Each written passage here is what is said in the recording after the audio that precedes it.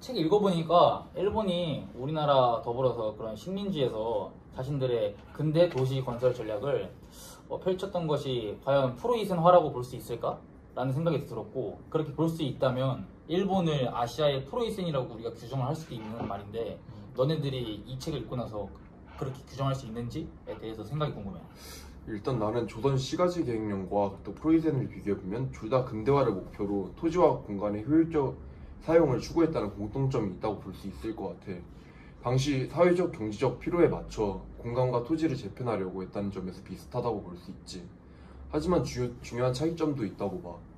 프로이센의 토지 구획법은 농업 생산성 향상과 공공이익 증진을 목표로 한 자발적인 개편이었어.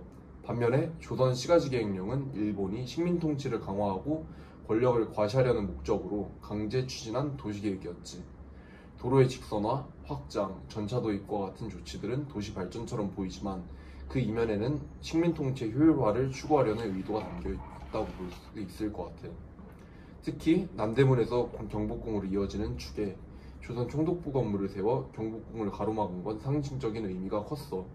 경복궁, 즉 조선 왕실의 상징을 가로막음으로써 일본의 권력을 과시하려는 의도가 있었던 거지.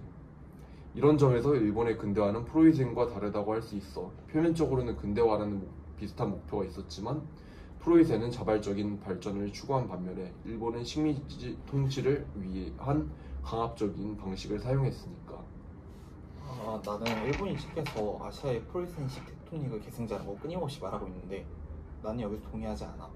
일본이 군사조직, 법제도, 그리고 국가 운영 방식에서 프로이센식을 받아들이고 실현했지만 독일과 달리 자신들의 땅에서는 전통적 구조라는 핑계로 식민 지배하고 있는 나라의 새로운 지식과 기술적 역량을 발휘할 수 있는 공간으로 생각했다는 점에서 일본은 따라한 것과 별반 다를 거 없다고 생각하게 되었어.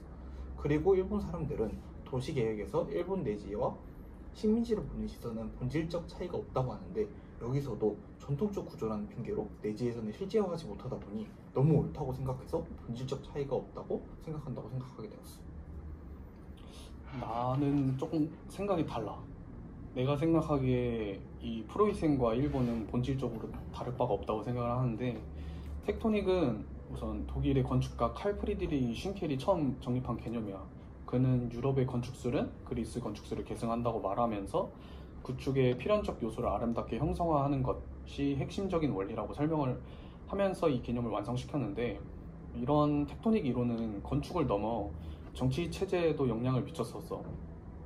텍토닉의 관점에서 국가 또한 유기적으로 구성된 건축물로 볼 수 있는데, 국가의 각 부분은 한 건물을 지탱하는 필수 구성 요소처럼 전체를 위해 기능해야 한다는 국가 이념으로 발전하게 돼.